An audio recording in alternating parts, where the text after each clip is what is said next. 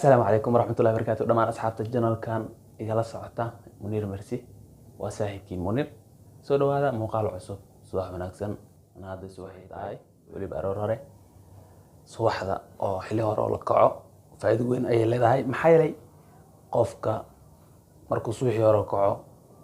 وكفرصة بدنيا هاي حق إلهي أرزاق ذا إيو سيدو كلا وكأد أدقيا قفك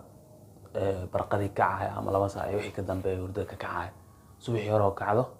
waxay ku tusinaysaa inaad guusha xageeda u kala hayso aadayso u dhaqaaqayso subaxii hore hurdada la kaco inaad subaxii hore hurdada ka kacdidna xilli hore hurdada inaad ka kacdidna waxa keenayo inaad habeenkii xilli hore seexatid waa on talo maxay yeelay dadka guuleystay dhamaantooda waxay hurdada ka kacaan xilli horena way seexdaan guushooda iyo himigooda iyo hamiga ay nolosha kale yihiin ayayna bursadaan nooc xirta ahaato saaxiibayaal maanta waxaan rabaa inaan soo duubo muuqaalkaas waxaan ka soo duubi doonaa xaafadeeda ilaa jaamacadeeda inta u dhaxaysa xaafadeeda ilaa jaamacadeeda waxa u dhaxeeya meel la yiraahdo 14 Oktoobar ama isgoyska Zobe muddo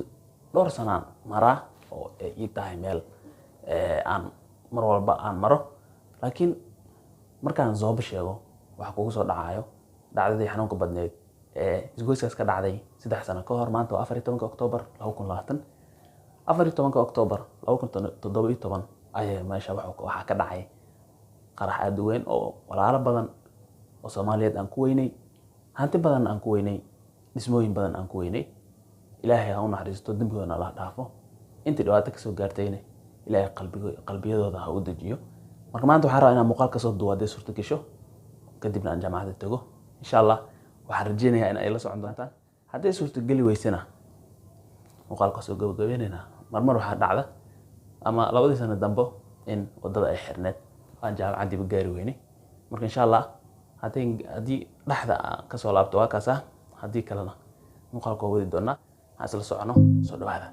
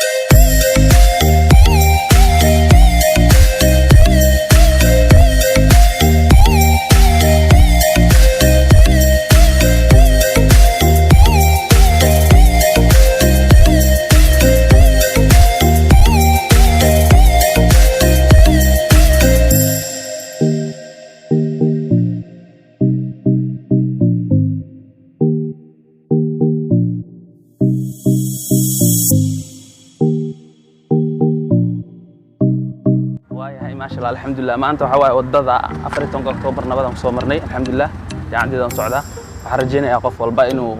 محلها رجدا سكون ولا هذا ودن كان وحو صومر والوجي هاي يلبه